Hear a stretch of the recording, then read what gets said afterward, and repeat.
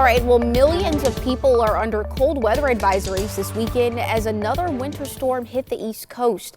On I-85 in North Carolina, more than 100 vehicles were left stranded after a crash involving a tractor trailer. Whiteout conditions were reported across the Carolinas, with some areas forecasted to see up to 18 inches this weekend. Wow. In Tennessee, thousands are still without power since last weekend's snowstorm. With another round of frigid weather now hitting the south, the Nashville Electric Service doesn't know yet when power and heat will be back for some customers. We're having to dig our infrastructure out from under trees that's froze to the ground.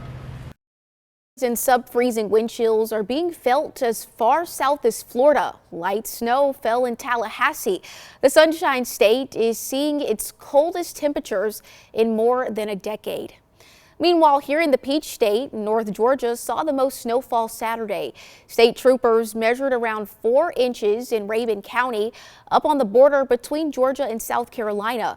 Meanwhile, in Metro Atlanta, this is a beautiful aerial shot over Buford, where flurries continued there throughout the day, covering the ground and the roads. There are travel delays across the country as well. Yesterday at Hartsfield-Jackson Airport in Atlanta, over 1,000 flights were delayed or canceled.